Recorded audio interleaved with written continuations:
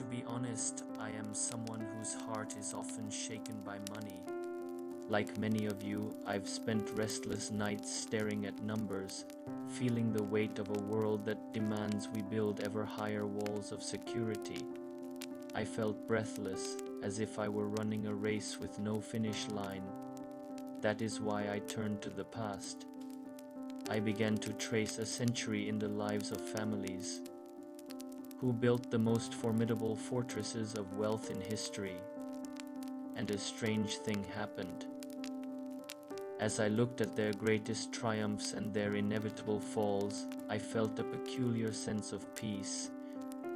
The anxieties that haunted me began to shrink in the shadow of time. I want to share that peace with you. This is not a lecture on how to get rich. It is a long-time meditation, a walk through medieval gates to understand the soul of wealth.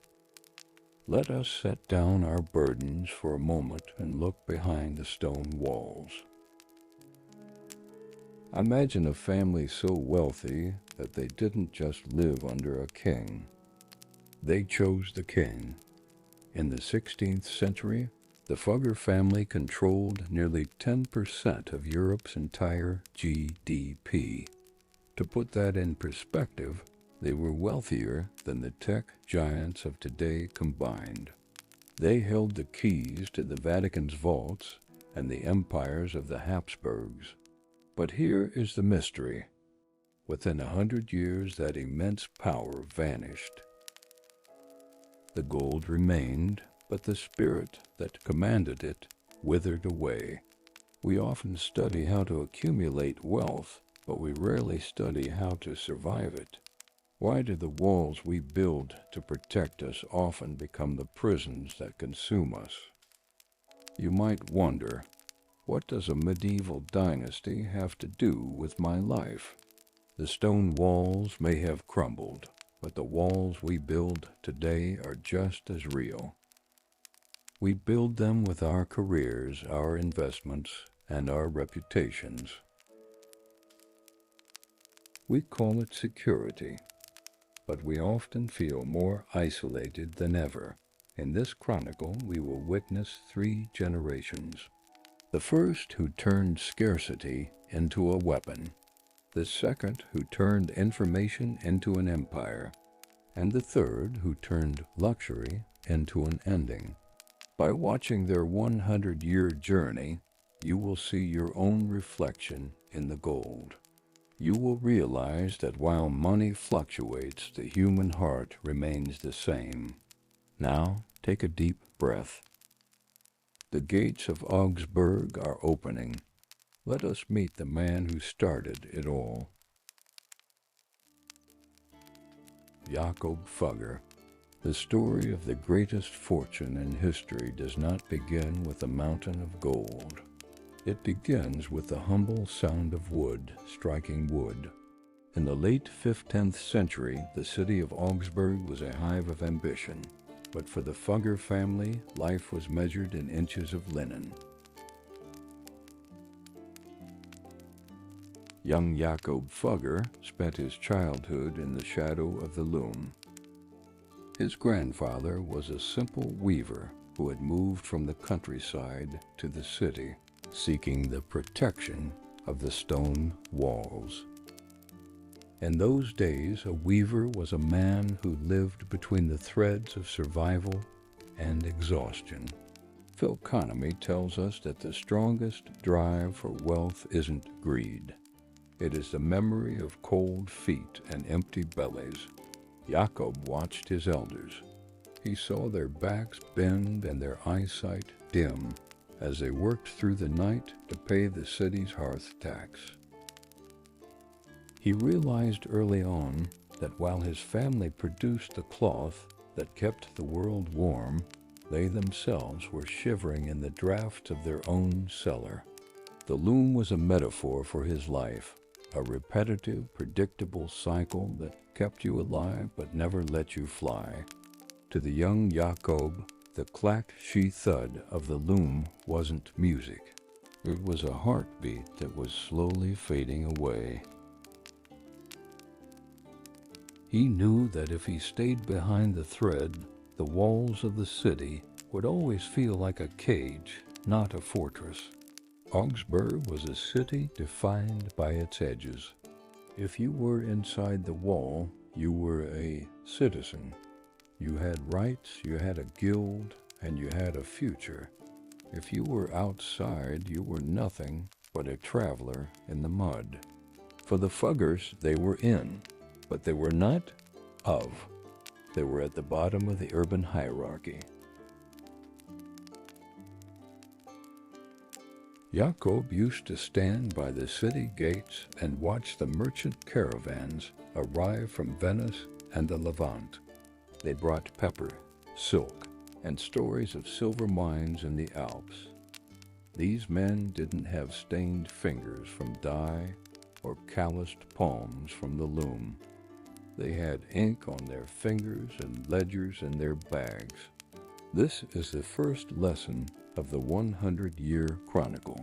To build a fortress, you must first understand the architecture of power. Jakob realized that the weavers were selling their time, while the merchants were selling information and risk. Scarcity is a powerful teacher. It forced Jakob to look at the world differently. He didn't see a city. He saw a system of gates. He realized that the gate to wealth wasn't through working harder at the loom, but through changing his relationship with the first stone. He decided that he would no longer be the one weaving the fabric. He would be the one who owned the wool, the loom, and the debt of the man who worked it. At the age of 14, while most boys were settling into apprenticeships, Jakob did something radical. He left.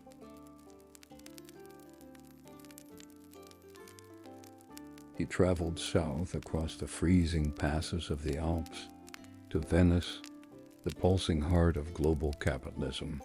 His brothers stayed behind to keep the family looms rattling. They represented the safety of the known, but Jakob embraced the scarcity of the unknown. In Venice, he didn't just learn how to trade. He learned the language of the modern world, double-entry bookkeeping. For the first time, he saw that money could be abstracted. It wasn't just physical coins. It was a series of entries in a book that could move faster than any horse. He saw how the Venetians used credit to build ships they couldn't yet afford, to buy spices they hadn't yet seen. Venice was the laboratory where Jakob Fugger discovered the secret of the second generation. He realized that the greatest fortress isn't made of stone, it is made of numbers. If you control the ledger, you control the wall. When he finally returned to Augsburg years later, he was no longer a weaver's son. He was a man who had seen the future. He walked through the city gates not as a resident seeking protection, but as a conqueror scouting a location.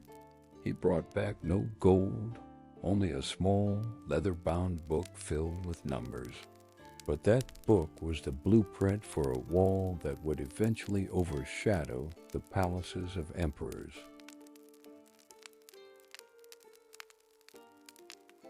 As he sat in the family home, listening to the familiar clack-she thud of his brother's looms, Jakob Fugger did not pick up a shuttle. He picked up a quill. He told his family, "We will no longer weave linen to survive.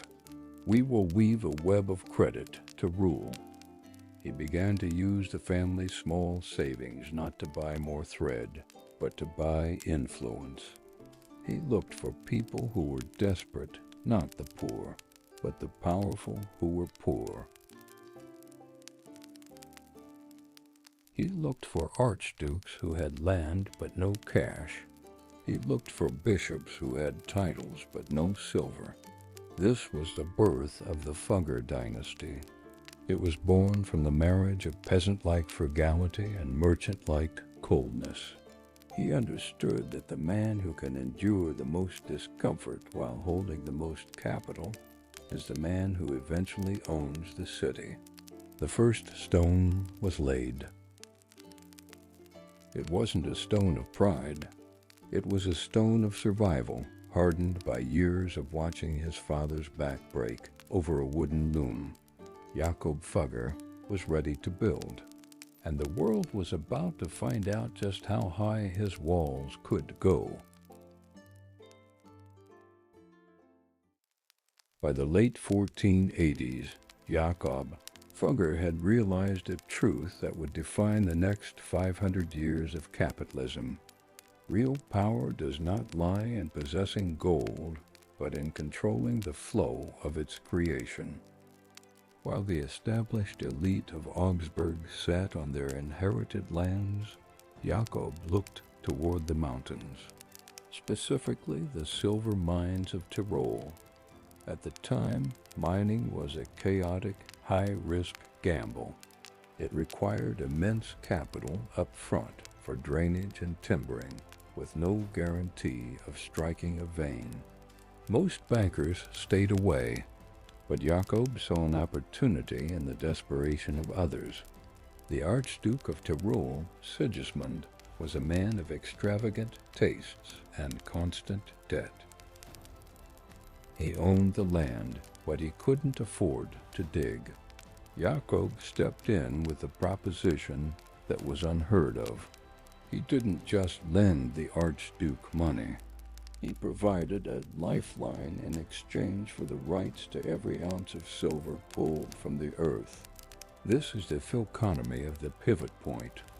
Jakob was no longer just a merchant. He was becoming an infrastructure. By taking the risk that the sovereign was too afraid to take, he positioned himself as the gatekeeper of Europe's currency. He wasn't just building a wall, he was owning the quarry from which all stones were cut. The gamble in the silver mines led Jakob to the most dangerous game of all, imperial politics. Maximilian I, soon to be the Holy Roman Emperor, was a king of shreds and patches. He had grand visions of a united Europe, but possessed a treasury that was perpetually empty. Maximilian needed a banker. Jakob Fugger needed a shield.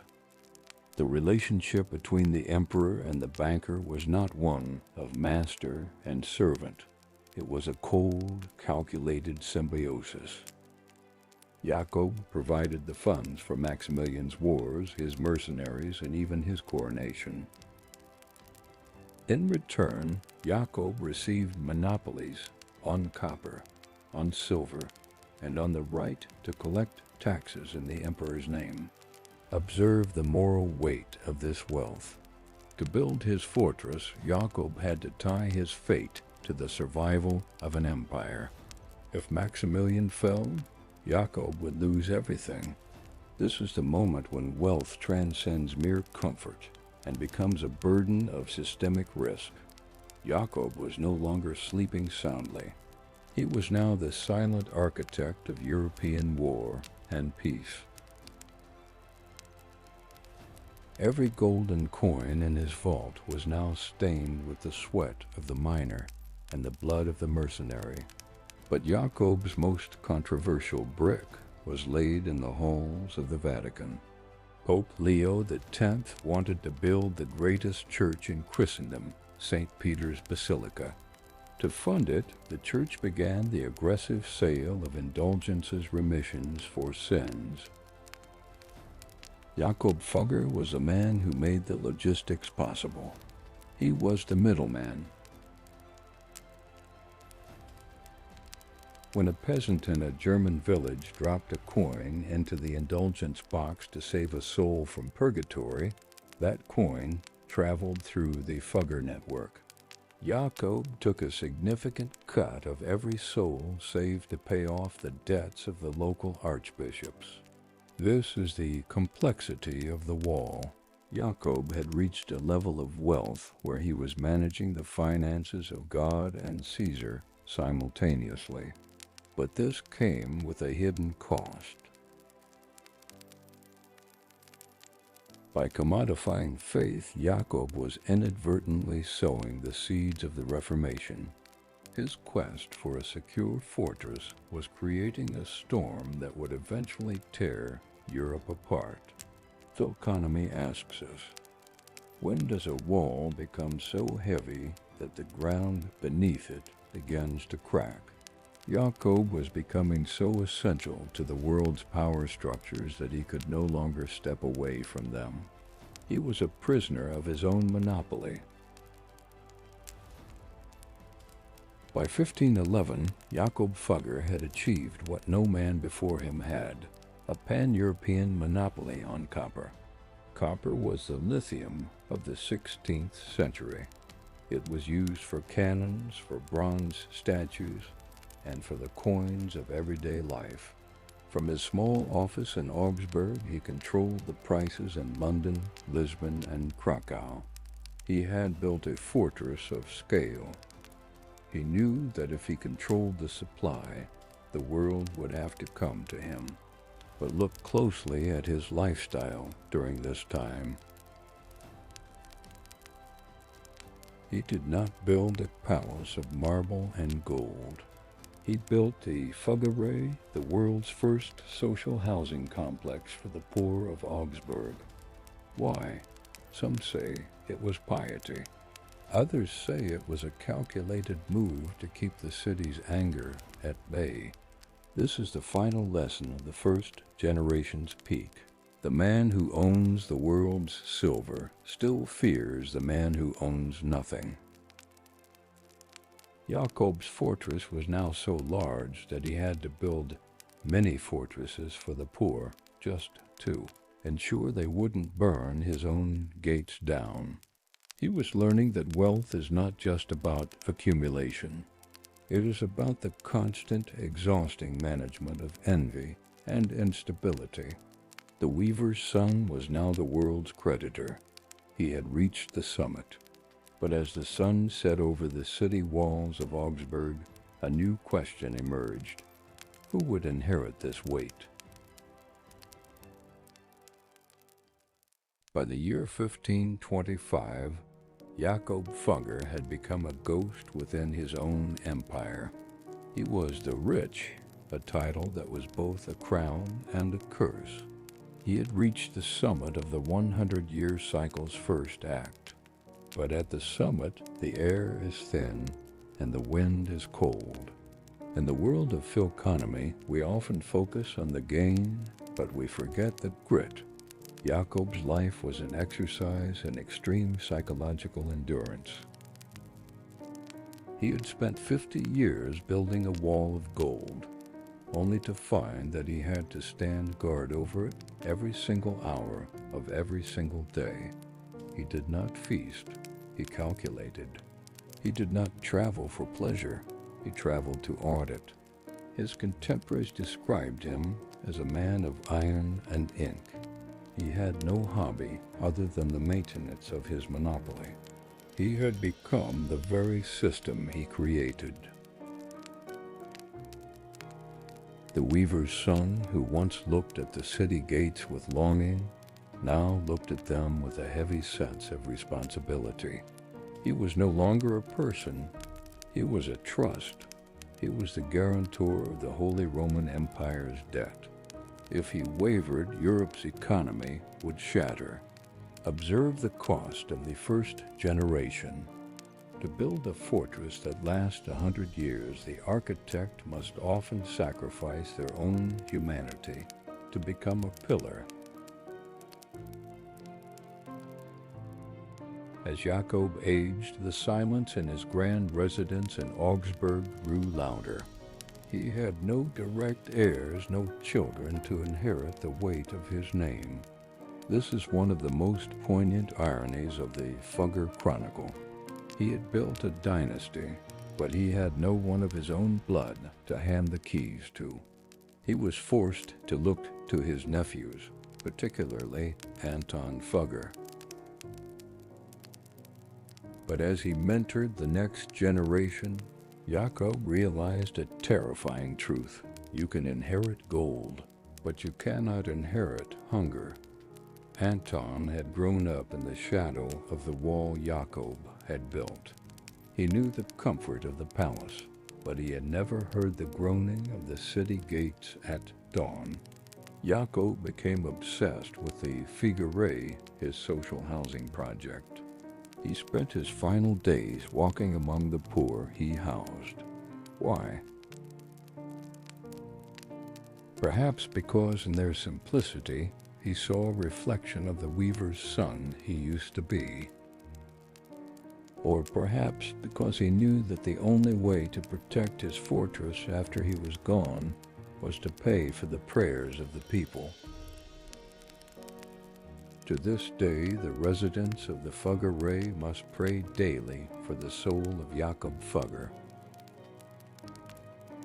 This is the insurance policy of the soul.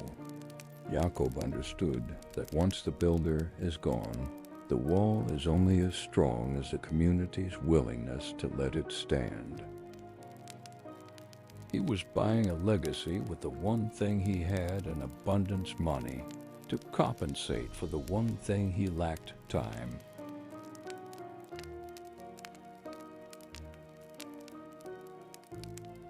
On December 30th, 1525, Jakob Fugger closed his eyes for the last time. He died as the wealthiest man to ever walk the earth, with a fortune estimated at 2% of Europe's GDP. But his deathbed was not a scene of grand mourning. It was a business transition. Even in his final breaths, he was giving instructions on how to handle the latest silver shipments from Tyrol. He died as he lived within the ledger. Philconomy asks us to look at the transfer. This is the most dangerous moment for any family. The first stone has been laid. The fortress is complete, but the man of scarcity is gone and the man of abundance is taking his place. Jakob's death marked the end of the construction phase and the beginning of the maintenance phase. As his body was carried to the family chapel, the citizens of Augsburg stood in silence. They didn't necessarily love him, but they feared a world without his stability. He was the wall that kept the chaos of the Reformation and the greed of kings at bay. With his passing, the first 30 years of the 100-Year Chronicle were over. The foundation was made of solid silver, but silver is a soft metal, and the weight of the future was heavy. Jakob Fugger left behind a world transformed. He had proven that a commoner could rule over kings through the sheer force of capital. He had turned debt into a weapon and information into a shield. But he also left behind a warning that would haunt the next 2 generations. He once wrote, "I will continue to gain as long as I can." It wasn't a statement of greed. It was a statement of momentum. He knew that a fortress that stops growing begins to crumble. As we end this first act, consider your own life. We all strive to reach that point of enough, that height of the wall where we can finally feel safe. But as Jakob found, the higher the wall, the more there is to lose. The weaver's son had conquered the cold, but he died in a palace that felt just as chilly. The keys were now in the hands of the second generation. The sun was rising on a new era, the era of the managers. They would not have to build the wall, but they would have to learn how to live within it without losing their minds. the chronicle continues.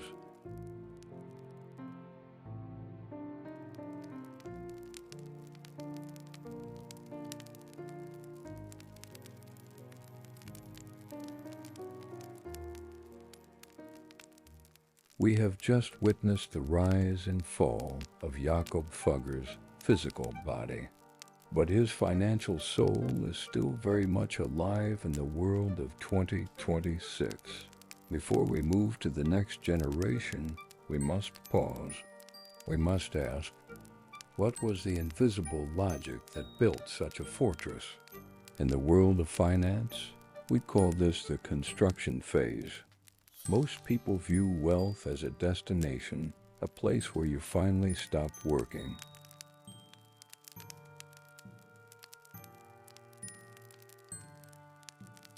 But for the first generation, the builders like Jakob, wealth is not a destination. It is a structure of defense. Jakob didn't work for comfort. He worked for leverage. He understood that in a world of chaos, wars, plagues, and shifting borders, the only thing that doesn't bend is a system. He moved from being a participant in the economy, the weaver, to being the owner of the economy's infrastructure, the mines and the debt. The modern lesson is simple. Are you building a pile of sand or are you laying bricks? A pile of sand is your salary, your savings, your consumption. Bricks are your assets, your systems, and your intellectual property. The sand can be blown away by a single storm. The bricks, once laid, defend themselves. There is a psychological paradox at the heart of the first generation. Jakob Fugger lived a life of self-imposed scarcity.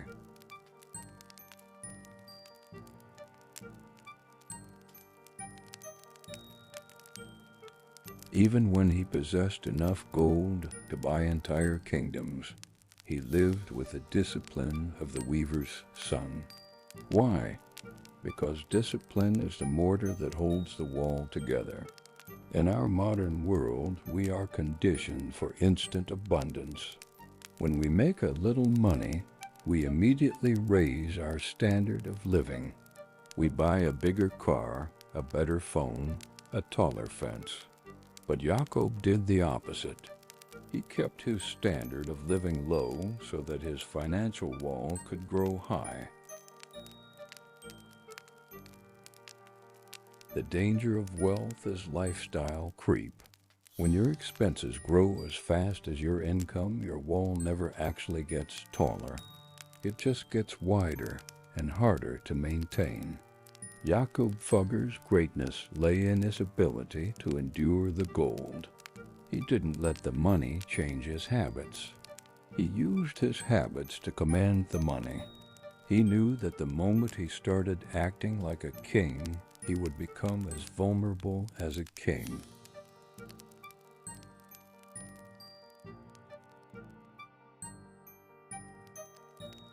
In modern investing, we talk about the economic moat, a concept popularized by Warren Buffett. Jakob Fugger was the original architect of the moat. His moat wasn't just his silver mines.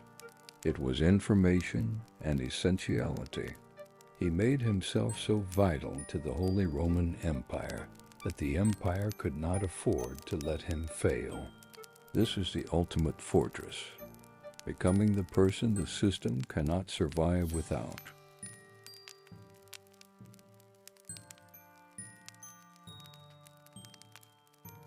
When you look at your own career or your own investments, ask yourself, how deep is my moat? If you only have a job, you have no moat. You can be replaced. If you have a unique skill, you have a shallow moat. If you own the mines, the assets, and the ledger, the network, you have a fortress. Jakob's moat was his network of couriers who brought him news of wars and harvests days before anyone else. Today, we call that information symmetry.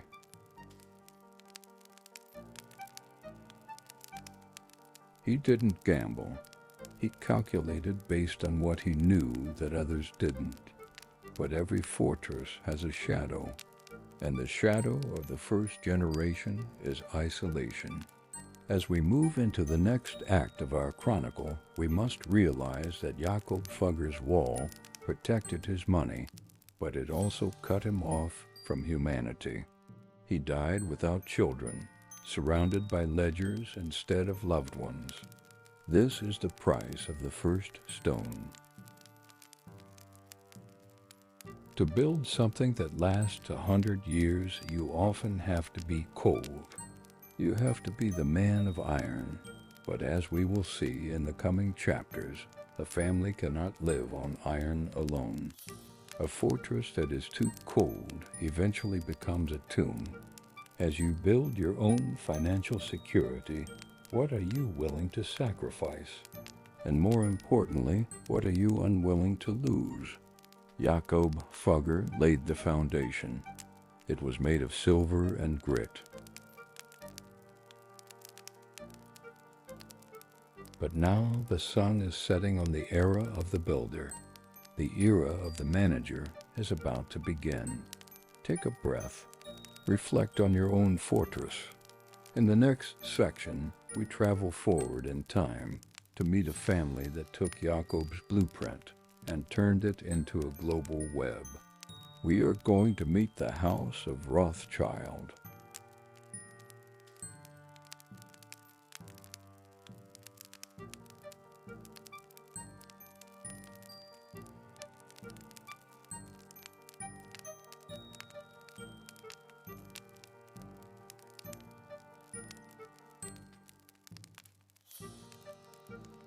Two centuries have passed since the bells tolled for Jakob Fugger. The world has grown larger, but the walls have grown more complex. We find ourselves in the Judengasse, the Jewish lane of Frankfurt. This was a wall within a wall, a narrow, crowded ghetto where the gates were locked every night and every Sunday.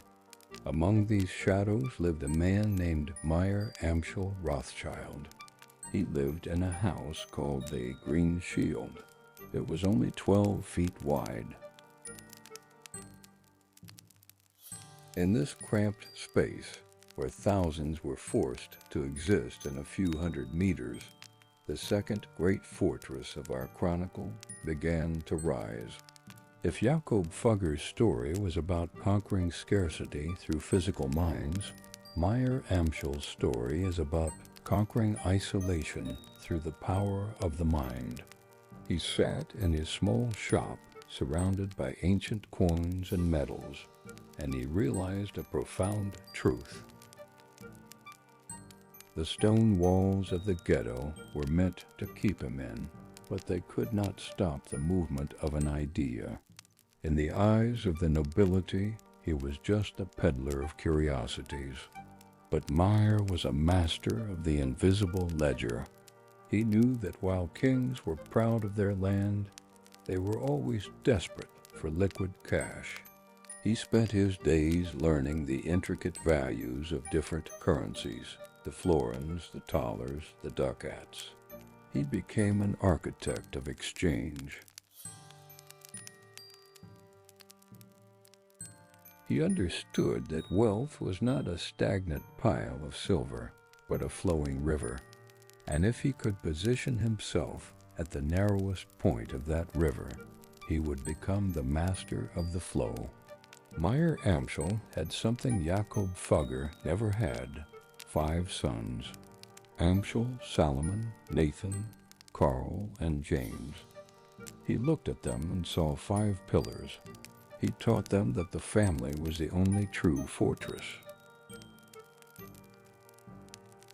To his sons he gave a commandment: remain united and you will be invincible. He was not just raising children. He was building a human network. He decided to send his sons to the 5 beating hearts of Europe: Frankfurt, Vienna, London, Naples, and Paris. This was a revolutionary move in the history of capital. By placing a brother in every major capital, the Rothschilds created a wall that was no longer made of stone, but of blood and trust.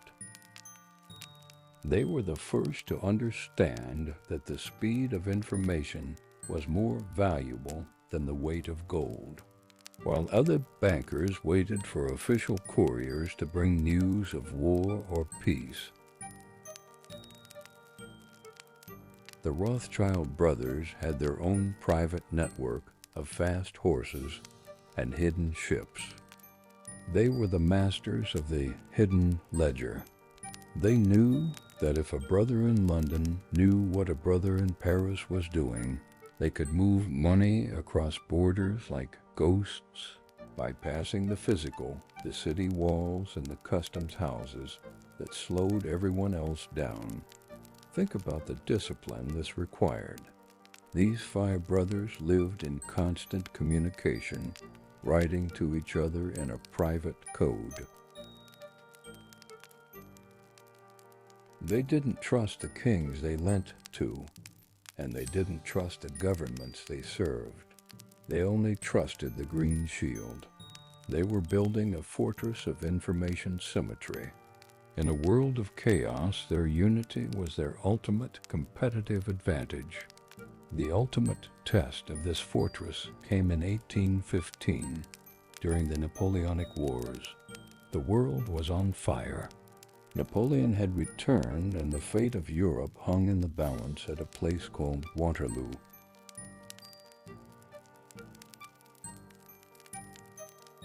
In London, Nathan Rothschild was waiting. The British government was anxious, their nerves frayed. The entire economy was frozen, waiting for the news. If Wellington lost, the British pound would be worthless. If he won, it would soar. Through their private network of couriers, Nathan received the news of Napoleon's defeat a full 24 hours before the official government messenger arrived. Imagine the pressure of that moment.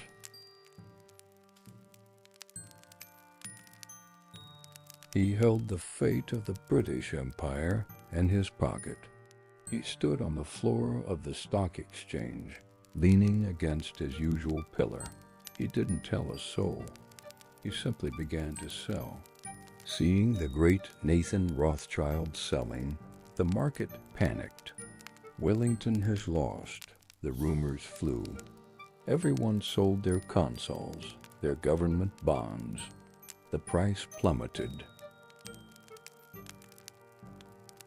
And then, at the very last second, just as the official messenger was crossing the English Channel, Nathan gave a silent signal. His agents bought back everything, the entire British national debt, for a fraction of its value. When the news of victory finally broke, the market exploded.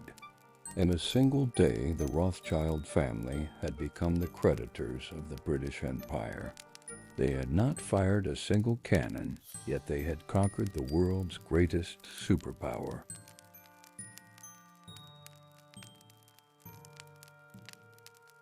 The walls of the ghetto had finally fallen. The peddlers' sons were now the kings of the Jews and the Jews of the kings. They moved into palaces that made the old nobility weep with envy. They filled their halls with the finest art and the rarest wines.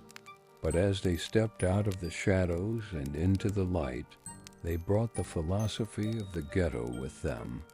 They remained a closed system.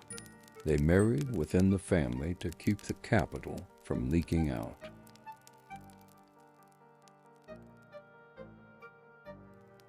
They kept their books secret, even from the governments they financed. They had built a global fortress that transcended nations.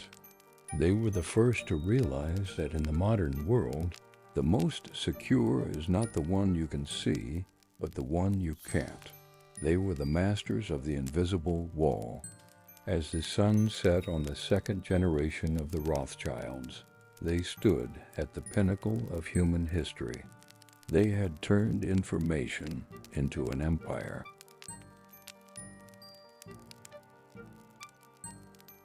But as the third generation began to take the reins, a new kind of threat began to emerge.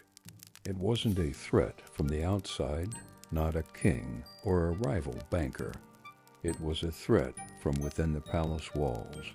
The hunger of the Jutengase was fading, and in its place, something far more dangerous was growing: the comfort of the elite. The chronicle moves forward. The walls are high, and the vaults are full, but the air inside the fortress is starting to grow heavy.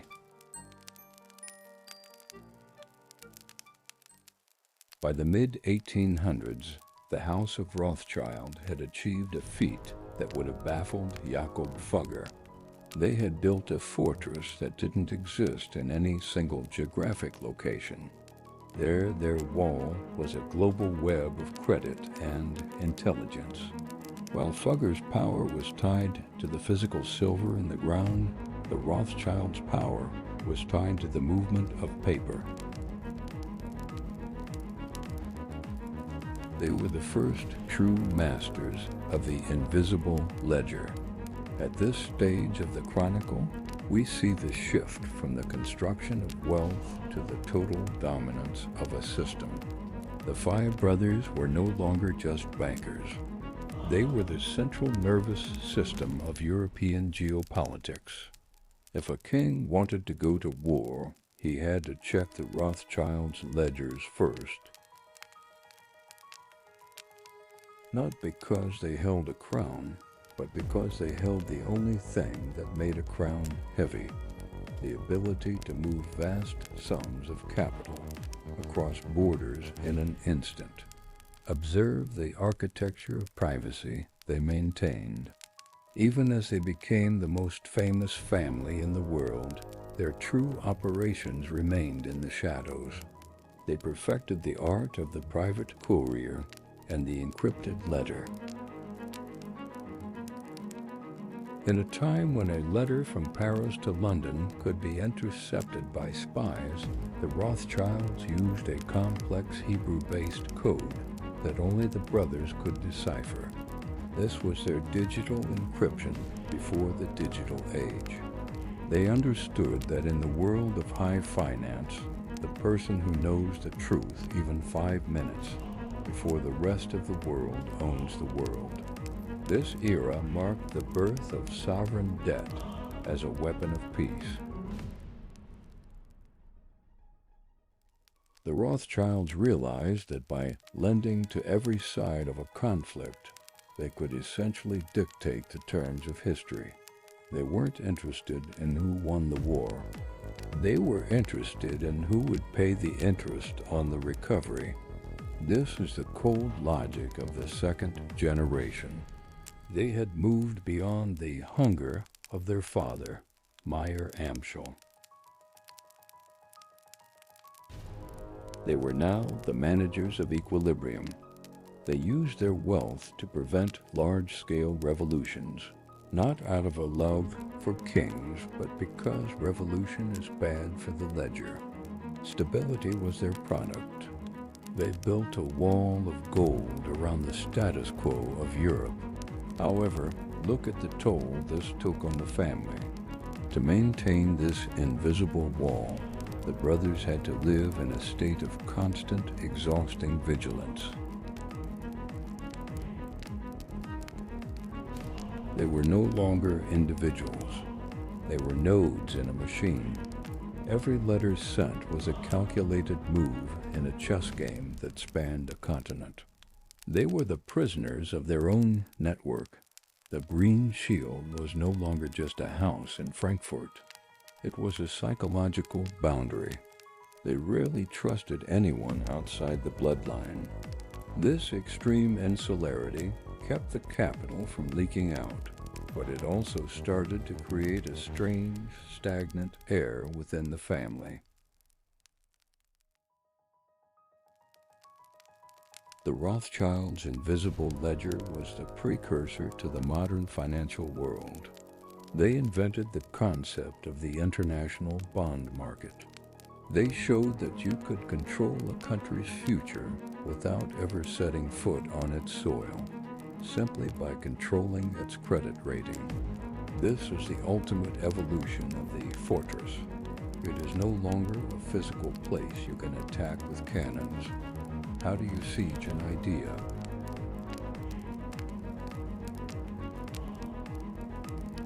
How do you tear down a network of trust that exists in the minds of the world's most powerful people? The Rothschilds had made themselves untouchable because they had become the very air that the global economy breathed. But as the 19th century began to fade into the 20th, the nature of the wall changed again. The second generation had optimized the machine, but they had also made it rigid. They were so focused on the invisible ledger that they began to ignore the changing world outside. New industries, oil, steel, and electricity, were rising, led by men who didn't care about the old codes of Frankfurt or London. The Rothschilds were sitting behind the most magnificent wall ever built, but the ground beneath them was shifting. The era of the information monopoly was coming to an end, and the era of industrial chaos was beginning. As we close this chapter of the second generation, ask yourself, is a fortress still a fortress if the world simply moves around it? The Rothschilds had mastered the 19th century, but the 100-year cycle was moving into its final, most dangerous phase. The walls were still standing. The vaults were still full. But for the first time in a century, the family began to look at the gate not as a way to control the world, but as a way to hide from it. The chronicle turns to its final act. We move from the cold ledgers of London to the sun-drenched, wine-soaked palaces of the Medici. We are about to witness what happens when the wall is no longer a shield, but a gallery for the soul, and how that beauty eventually leads to the end. Meyer Amschel Rothschild's dying wish was not for his sons to be rich, but for them to be one.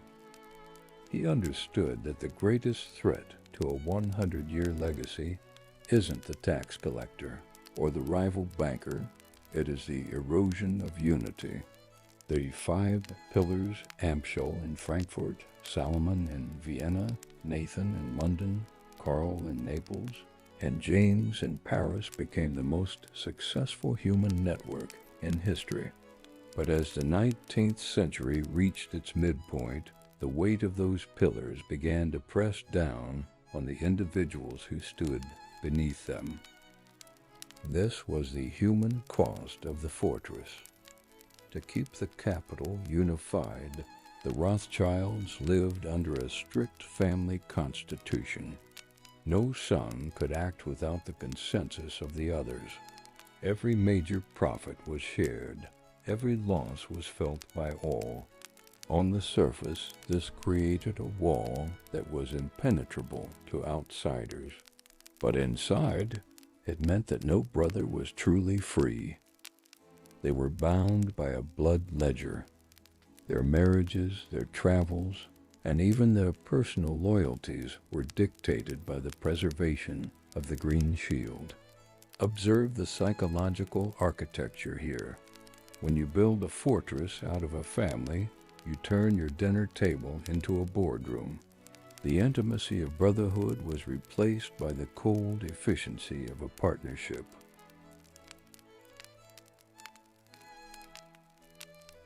They spent their lives writing thousands of letters to each other, not to share their dreams or fears, but to report on wheat prices, gold flows, and political whispers. They were the first global elite, yet they lived in a self-imposed exile, trusting no one but the 4 other men who shared their name. The pressure of being a pillar was immense. Nathan, the brilliant engine of the London branch, worked himself to a premature grave. He died at 58, exhausted by the sheer intensity of maintaining the wall. As the first generation of brothers passed away, the hunger that had driven them out of the Frankfurt ghetto began to transform. The second and third generations were born into the fortress. They didn't remember the locked gates of the Judengasse or the smell of the narrow streets. For them, the wall wasn't something they had built for survival. It was something they had inherited as a duty. They began to feel the stagnation of abundance. When you are born at the top of the mountain, the only direction left to look is down. To prevent the wealth from fragmenting, they turned inward. They began to marry their own cousins. Out of 18 marriages contracted by the descendants of Meyer Amschel, 16 were within the family. This was the ultimate attempt to keep the wall airtight.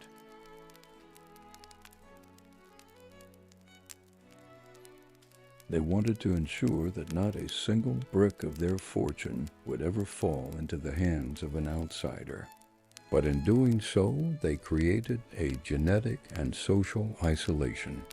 The fortress was becoming a gilded cage. They had successfully kept the world out, but they were also keeping themselves in, suffocating under the weight of their own tradition. As the 1800s drew to a close, the human network began to fray. The world was changing.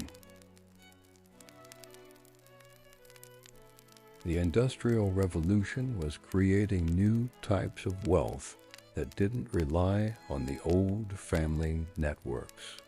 Publicly traded banks and corporations were rising faceless, soulless entities that could raise more capital than even the Rothschilds. The family's insistence on total control and total secrecy, which had been their greatest strength, was now becoming a bottleneck. They began to retreat into lifestyle. This is a recurring theme in the 100-year cycle. When the work of building and managing becomes too heavy, the third generation often turns to spending. They became the world's greatest collectors of art, the builders of the most extravagant chateaus, and the breeders of the fastest horses. They were still incredibly wealthy, but the will to power was being replaced by the will to beauty. The wall was no longer a shield for a business. It was a gallery for a collection. They were transitioning from the cold, calculating world of Jakob Fugger and Nathan Rothschild into the warm, sunlit decadence of the Medici. They had successfully endured the gold for nearly a century, but the fatigue of the soul was setting in. The invisible threads that had connected the 5 pillars were growing thin. The era of the Empire of Information was ending, and the era of the Aesthetic Twilight was about to begin. Ask yourself, can a family truly remain a business forever? The Rothschilds proved that a human network could conquer an era, but they also showed that the human spirit eventually craves the freedom to be more than just a pillar. The fortress they built still stands in many ways. Their names are etched in the history of every major city in Europe. But the intense, singular fire that burned in the Frankfurt ghetto had cooled. The gold was still there, but the hunger was gone. We move now to our final act. We leave behind the ledgers of the north and travel to the marble halls of Florence. We are going to witness the most beautiful collapse in history. We are going to see what happens when the wall is finally opened to the world, and the gold is traded for the immortal but expensive glow of the Renaissance. The final act begins. We have reached the second pause in our journey. We have transitioned from Jakob Fuggers' physical minds to the Rothschilds' invisible web of information. Here we must stop and look at the blueprint of the maintenance and expansion phase.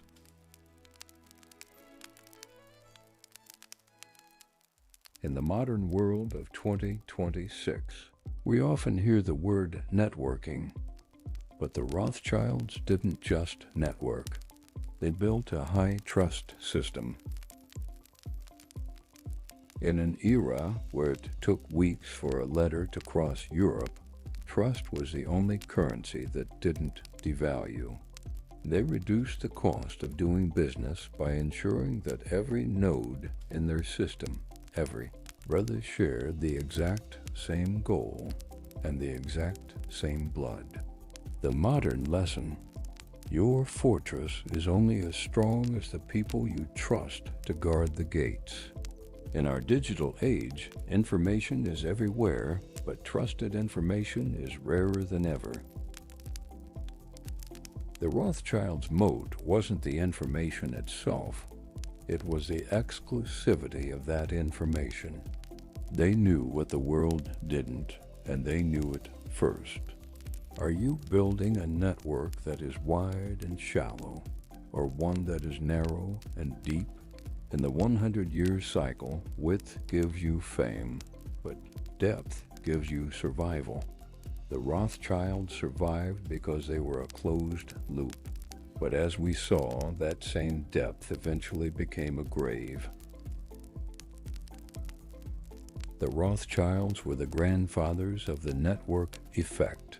This is the economic principle, where a service becomes more valuable as more people use it. By having a presence in every capital, every new deal they made added value to every other branch. But there is a warning here for the modern investor and the modern soul. When your network is based purely on the blood ledger, on duty, obligation, and the preservation of a wall, it eventually loses its ability to innovate.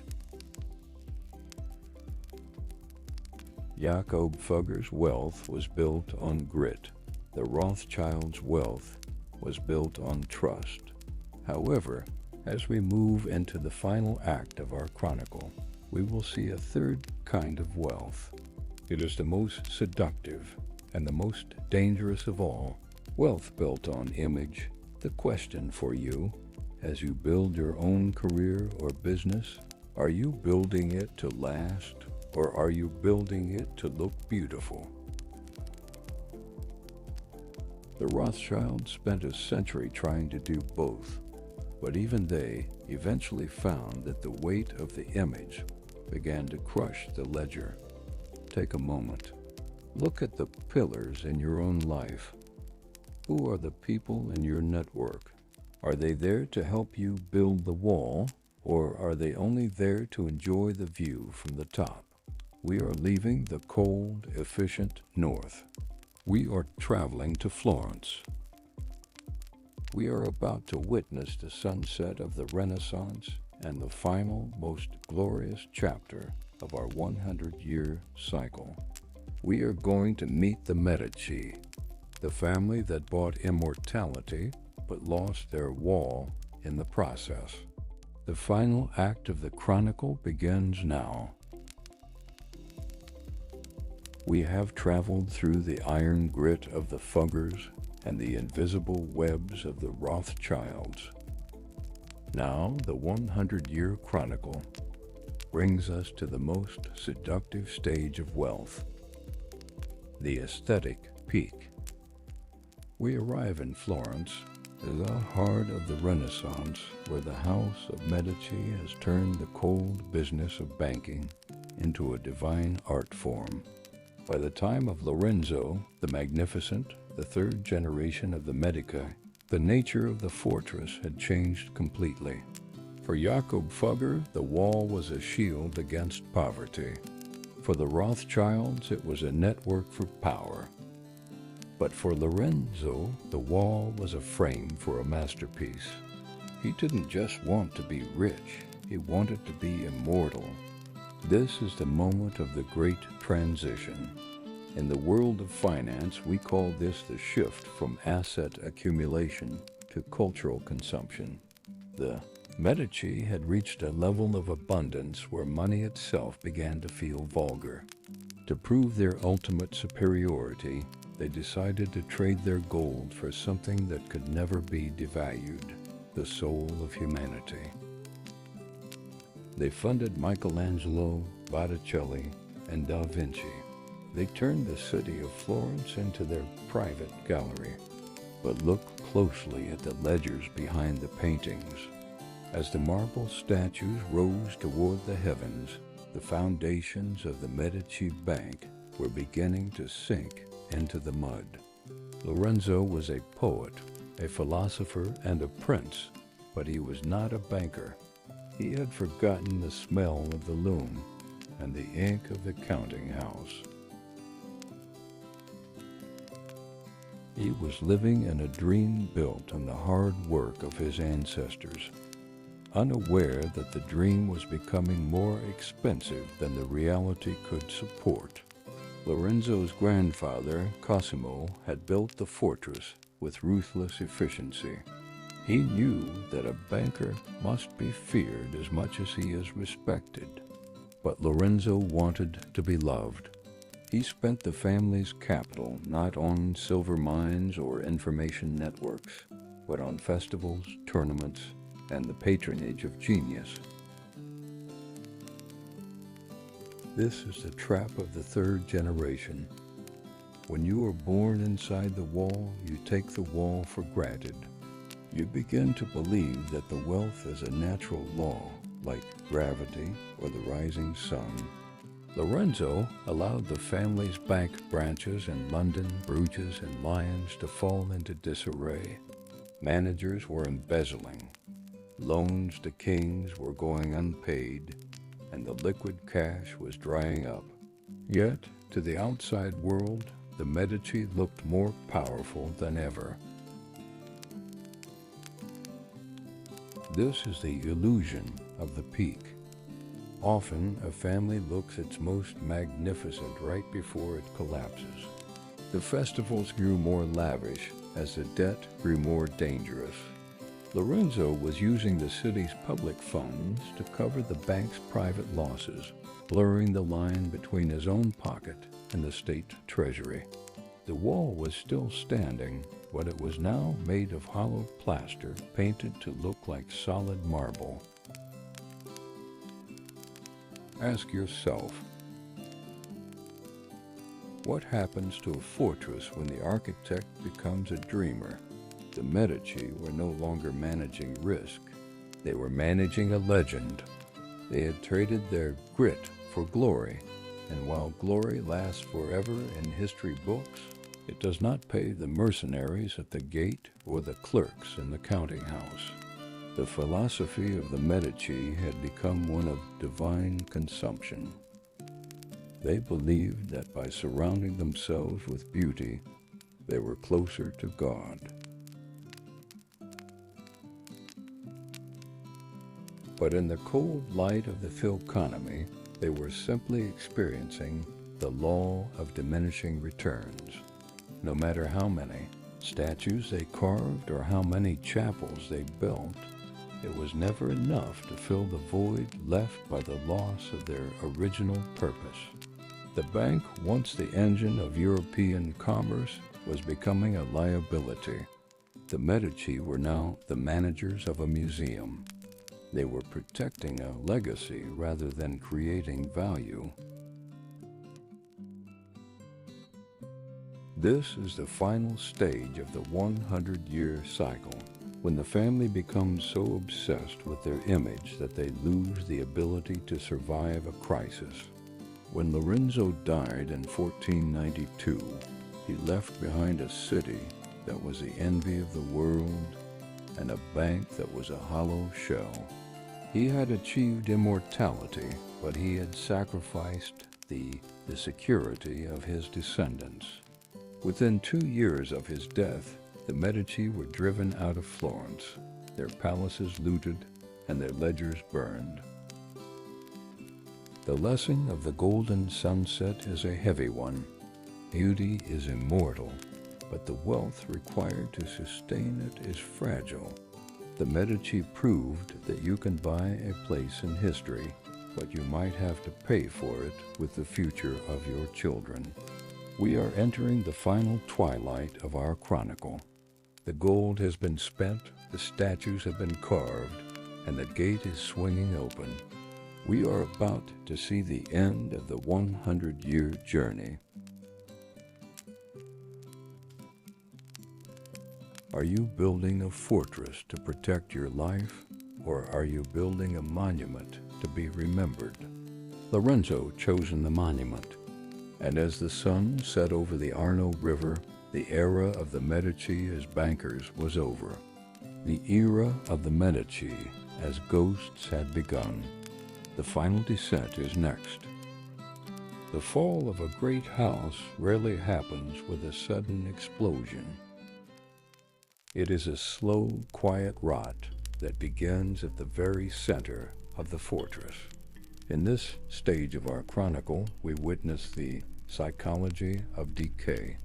The third generation of the Medici had moved beyond the hunger of the builder and the vigilance of the manager. They had entered the dangerous realm of hubris. They believed that the wall was eternal, not because they maintained it, but simply because their name was etched into the stone. In the world of Philconomy, we call this the law of diminishing returns. When wealth is inherited rather than earned, the marginal utility of every new gold coin decreases. To the weaver's son, a single coin was life itself. To the grandson of a prince, 10,000 coins are barely enough to notice. To feel anything at all, the heirs must pursue ever greater levels of excess. They stop investing in the mines, the sources of production, and start spending on the spectacle. Observe the cracks in the ledger. While the Medici heirs were hosting banquets that lasted for days, their bank branches were collapsing like dominoes. The branch in London was ruined by bad loans to the English crown.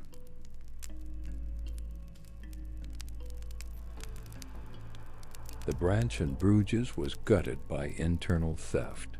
The family was no longer looking at the numbers. They were looking at their own reflection in the mirrors of their palaces. They had lost a quantitative mind that had built the fortress in the first place. This is the complexity trap. As the family grew more elite, their lifestyle became a fixed cost that could not be reduced. They had to maintain the illusion of infinite wealth, even as the vaults were emptying.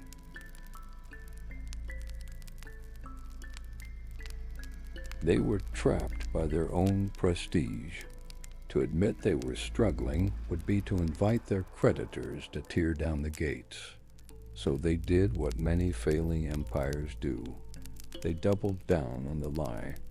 They began to borrow from the very people they used to lend to. They used the deposits of their bank's customers to fund their personal extravagances. This was the ultimate betrayal of the first stone. The trust that Cosimo de' Medici had built over decades was being liquidated to pay for Lorenzo's festivals. The fortress was no longer protecting the family. The family was cannibalizing the fortress. Ask yourself, when does your success become the very thing that prevents you from seeing the truth? For the late Medici, their historical greatness acted as a blindfold. They assumed that the world would always need them, but the world had changed. New banking families were rising in Germany and the Netherlands, families who still had the hunger, families who were still counting every copper. The Medici were being outcompeted by the very ghost of their own ancestors. The end of the third generation is a lesson in systemic fragility, because the family had become the state, and the state had become the family. There was no longer a safety net. When the bank failed, the city rioted. When the money vanished, the mercenaries who guarded the walls simply walked away. Loyalty, it turns out, is a variable cost that rises and falls with the balance of the ledger. In 1494, the inevitable finally arrived. The French army was at the gates of Italy, and the Medici heirs had neither the money to fight nor the wisdom to negotiate. The people of Florence, once the beneficiaries of Medici's cultural consumption, turned on them with a primal fury. They broke into the palaces. They tore down the tapestries. They searched for the gold, only to find that it had already been spent on statues that could not be eaten. This is the entropy of capital. Without constant, disciplined energy, any system, no matter how grand, will eventually return to chaos. The 100-year cycle was reaching its natural conclusion. The gold was gone. The power was gone. All that remained was the aesthetic legacy, the art that the world would remember, but that the family could no longer afford to own. As we close this chapter, look at the ruin of the cracking ledger. It serves as a warning to anyone who believes that a fortress can stand on its own. A wall is not a static object. It is a process. It requires the same grit to maintain as it did to build. The Medici had traded the cold ledger for the golden sunset, and now the sun had finally gone down. The final section of our chronicle awaits the reckoning. We will see what is left when the walls finally crumbles to dust. The end of the 100 years is near. The end of a century-old dynasty does not always arrive with a bang. Sometimes it is the sound of a key turning in a lock for the very last time. We have reached the final collapse. The gold has evaporated, the information has been surpassed, and the beauty has been pawned. The fortress that once dictated the fate of empires is now nothing more than a hollow shell of stone and memory. This is the moment of the great reckoning. In the world of Philconomy, we observe that while capital can be inherited, the context of wealth cannot. The third generation lived in a world where the wall was a given, but they forgot that the wall was built to solve a problem they no longer understood. Scarcity was a myth to them. Discipline was a choice they chose not to make. And so the foundation, weakened by decades of neglect and hubris, finally gave way under the weight of its own history. The fall of the gates is the ultimate lesson in transience. We see the heirs of these once mighty families standing in rooms they can no longer heat, surrounded by portraits of ancestors they no longer resemble. The ledger, which was once a weapon of conquest, is now a record of debt. The wall has not moved, but it no longer protects anyone. It has become a monument to what happens when the spirit of the builder is replaced by the apathy of the inheritor. What happens when the gold is gone? The first thing to vanish is the human network. The friends who feasted at the Medici table, the monarchs who bowed to the Fuggers, and the allies who whispered to the Rothschilds, they all disappear into the night. They were never loyal to the family. They were loyal to the utility of the wall. Once the wall stops providing safety or profit, the world moves on with a cold, mechanical indifference. This is the social entropy of wealth. The family finds themselves isolated within the very fortress they built to keep the world at bay. They are prisoners of their own name. They cannot go back to being weavers or coin peddlers. The pride of their ancestors prevents them from starting over.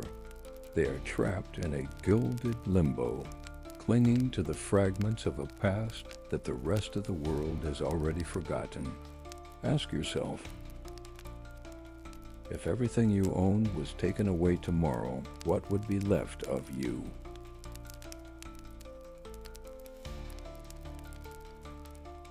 For the founders, the answer was grit and skill.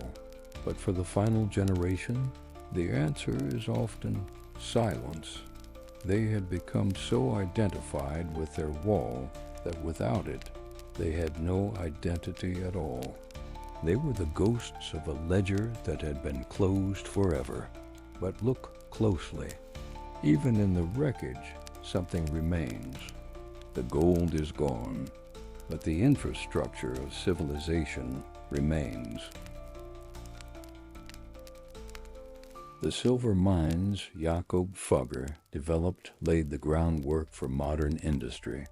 The credit systems the Rothschilds perfected became the nervous system of global trade. The art the Medici commissioned became the soul of the Western world. The family died, but the function they served lived on. This is the final bittersweet irony of the 100-year cycle. Wealth is a relay race where the runners eventually collapse, but the baton keeps moving. The individual fortress falls, but the city grows stronger from its ruins. The capital that was once concentrated behind one family's wall is liquidated and scattered back into the world, feeding 1,000 new seeds, starting 1,000 new cycles. The fall of the gates is not just an ending. It is a redistribution of energy. The 100 years have passed. The ledger is balanced. The stones of the fortress are being used by new builders to create new walls for a new era. The sun has set on the old world, leaving behind only the long shadows of the giants who once walked here. We have watched the gates fall. We have seen the emptiness of the vault. But our journey is not yet over. We must now return to the present. We must take the dust from these fallen walls and see what it can teach us about the we are building today. The final conclusion, the epilogue awaits. It is time to look into the mirror of history and find ourselves. Our journey through the shadows of the stone walls has come to an end. We have walked through a century of grit, power, and decadence. We have seen how Jakob Fugger turned scarcity into silver, how the Rothschilds turned information into an empire, and how the Medici turned gold into immortal beauty.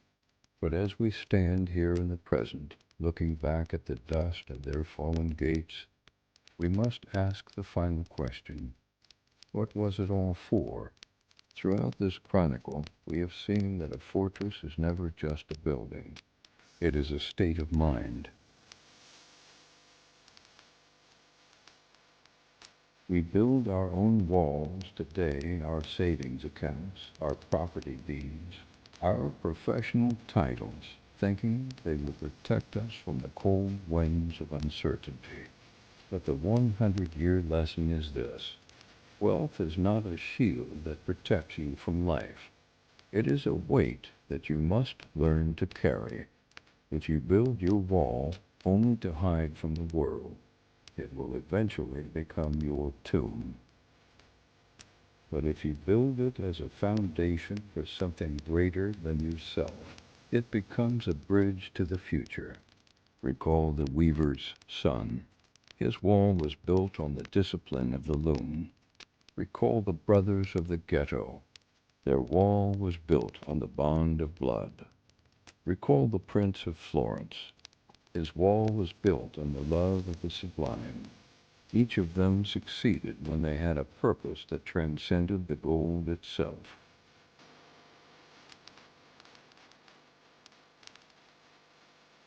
And each of them failed the moment they began to worship the wall instead of the spirit that built it. In the world of economy, we recognize that money is a fickle guest. It flows toward those with the hunger to catch it, and flees from those who treat it with apathy. But the most profound realization of our 100-year study is that the most valuable assets are the ones that cannot be written in a ledger. The Fuggers left behind social housing that still houses the poor 5 centuries later. The Rothschilds left behind a global system of trust that still underpins our trade. The Medici left behind art that still makes us weep with its perfection. These are the true fortresses, the ones built on service, connection, and creation. The gold is gone, but the contribution remains. As you return to your own life, perhaps feeling the same financial stresses that brought us here today, remember the peculiar peace we discussed at the beginning. You do not need to own 10% of Europe's GDP to be the architect of your own life. You do not need a marble palace to find security. Real security is the grit to start over, the network of people who truly love you, and the aesthetic to find joy in a sunset that costs nothing. Ask yourself one last time, are you building a wall that keeps you safe or a wall that keeps you small? Money will always fluctuate. Empires will always rise and fall. The 100-year cycle will continue long after we are gone. But the single stone you lay today, the act of integrity, the hour of hard work, the moment of generosity, that is the only thing that truly survives the passage of time. I began this journey because I was shaken by the weight of money. I end it with a heart that is a little more solid, a little more still. I have learned that the wall I was trying to build wasn't made of gold, but of courage. I hope you have found your own stone today. I hope you can look at your bank account in new life not with fear, but with the steady eye of a master builder. The chronicle of the walls, fortress, is over. But your story is just beginning. Build wisely. Build with soul. And most importantly, build a gate that you are never afraid to open. Thank you for walking these 100 years with me. Sleep in peace, knowing that the walls of history are there to teach us, not to trap us. Good night.